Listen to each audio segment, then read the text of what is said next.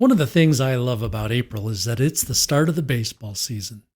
Growing up in Cleveland, Ohio, opening day was sort of like a unofficial local holiday. When I was a kid, Mom and Dad would let me skip school and go to the game whenever I could get tickets.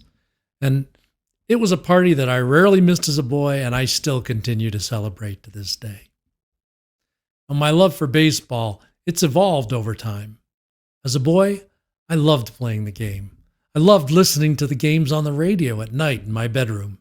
And I loved going to old cavernous municipal stadium on Lake Erie to watch a game with my dad. As I got older, I began to appreciate different things about the game.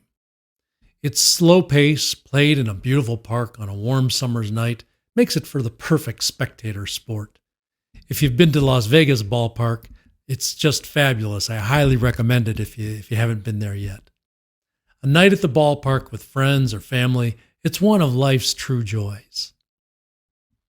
Now, I also have grown to appreciate one of the great lessons that the game teaches us about life. See, baseball, more than almost any other sport, is a game about the long haul. A lifetime 300 hitter in Major League Baseball is a very, very good hitter.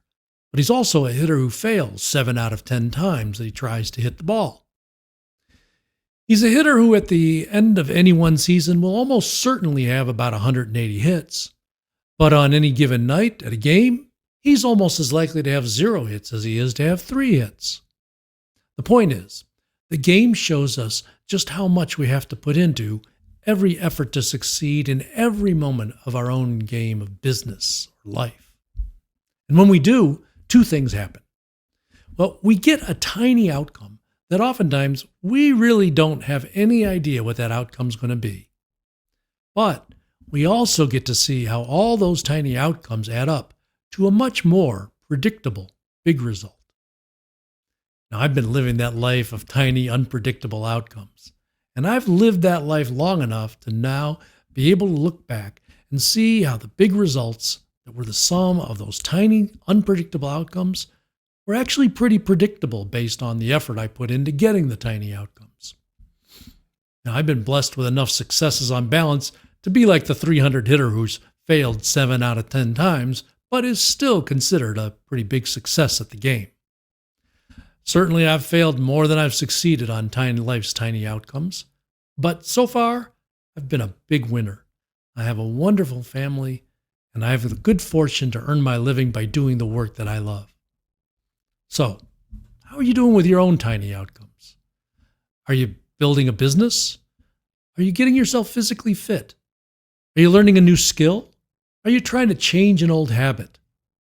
Last month, a client sent to me a 2-word email, and it still makes me smile. He wrote to me, "Thanks, coach. I love counseling my clients. I love being their coach. I love getting to share in your successes. And for that, I thank you. Enjoy this month's newsletter and particularly our video tips on how to save money on your taxes for your business and yourself personally. Because as always, this is for your business, for your family."